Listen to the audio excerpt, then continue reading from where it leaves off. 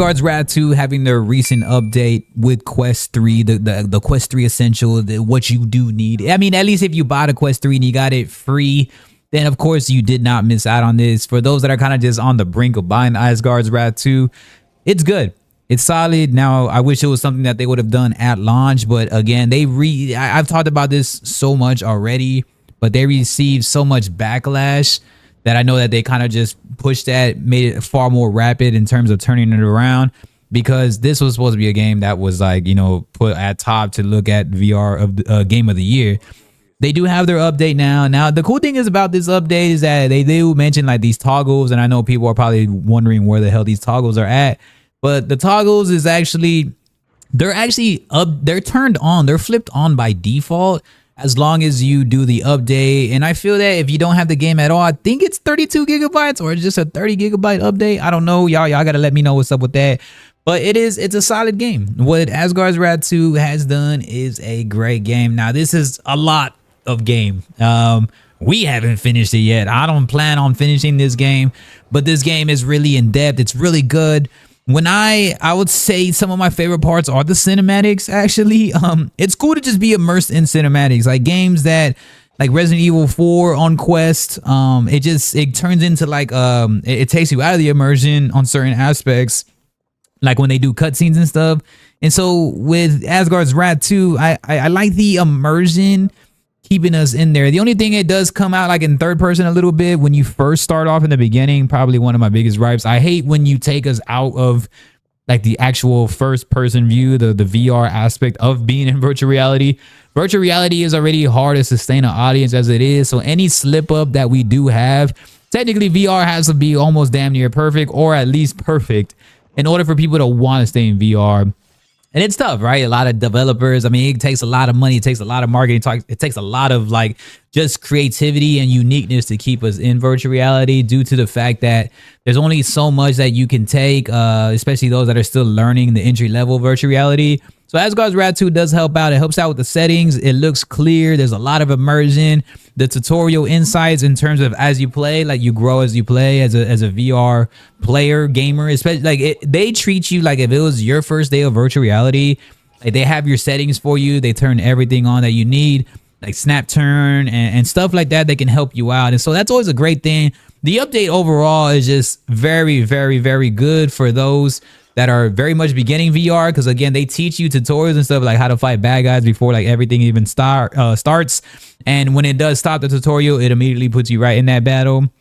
It shows you where you need to go. It directs you, it guides you, it gives you multiple choices on like where you want to go in terms of like your experience level with virtual reality and how you plan on playing the game.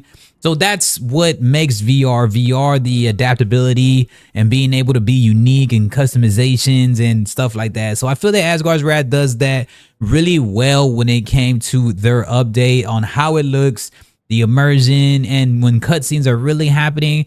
When the cutscenes were happening, that's where I really, really noticed a significant difference. The colors start to pop out a lot more. The images are better. And again, it's not completely flawless, but it looks really, really solid for what they gave us as a standalone virtual reality headset. We know exactly what people will usually say if you're playing this game solely on a Quest 2 or Quest 3. We know what people are going to say, that it looks like a mobile game. It looks like GameCube or PlayStation 2. We know that because standalone is not really at that component yet. But Asgard's Wrath 2 gives us so much momentum and potential where we're like, yes, this is a game that should be at least right now currently on the standalone moving forward. Every release should at least aim to be this good. And I get comments that are talking about like developer money, which is true, but I think it should maybe be thought about like twice or maybe 3 times, like before you actually release something, before you want to put that into VR, because VR is very much an uphill battle from the get-go. It is not as mainstream as flat screen gaming. There is not as much funding and supporting because you don't have that mainstream audience.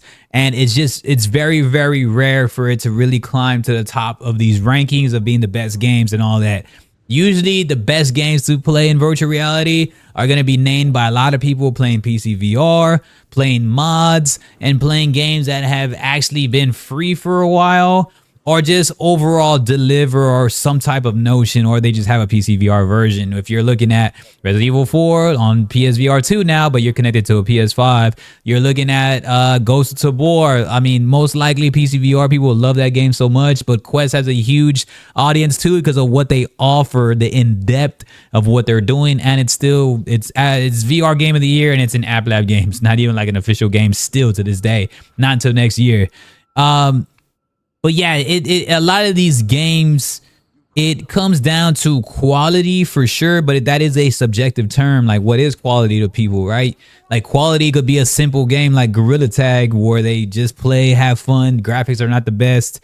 But again, Asgard's Wrath 2, as it was promoted, as the audience it's aimed at, that's what virtual reality should be, because it's already hard to persuade people to get into virtual reality due to the friction it takes to have to put on a headset, to have to do this, to have to do that. There's just so much to do for VR. I mean, one thing goes wrong in VR, it gets very tough, especially with PC VR, streaming, realizing, just connecting. Everything gets very advanced. Now, not for somebody like me, because I play PC VR, PSVR 2, I play standalone all day. I've had every Quest. Not for me, but again, I'm talking for our channel is based solely on a general audience. And so that has a lot of friction already, putting on the headset and wanting to enjoy yourself and have some good experiences, whether it's hand tracking, games, art, music, whatever you use VR as. The immersion and the way the graphic quality looks on Asgard's Wrath 2 should always be a requirement. Hands down, moving forward, this is the potential of standalone. It looks great, and the reason being because you want to persuade people of the immersion. People can't feel what we're feeling when we're playing VR, because regardless of what we're doing, people will always see just the flat screen version of what we're watching. When you put on the headset, Asgard's Wrath 2 looks amazing. When you look at it flat screen, it doesn't look as amazing, but you could still notice the updates and the enhanced graphics. But again, when you wear the headset, the game becomes amazing. And so that just kind of summarizes everything in virtual reality. So with standalone virtual reality, it should be up to us as the community to keep pushing games like this. My favorite thing about this whole campaign of Asgard's Wrath 2 was that the community pushed back on the bullshit, and it's what we need to do when it comes to VR. VR has too much bullshit going down, too much gimmicks, too much overhype, too much people getting paid to lie to everybody. It needs to be far more transparent, and community needs to fight for the best quality VR aspects, because VR now, Quest should not be looking like mobile games any fucking more. They're charging us damn near almost $1,000, $600 plus with some insurance, and then you're also getting you got to buy a head strap, because the head strap is ass cheeks. Then if you want to play games like Asgard's Wrath 2, you got to have an extra battery pack if you're even trying to beat this game or trying to have a sole purpose in this game of grinding and understanding and creating content and doing all the next level features. So that already costs money. If you want like a haptics vest to really enjoy yourself, that's more money. All this costs a lot of money.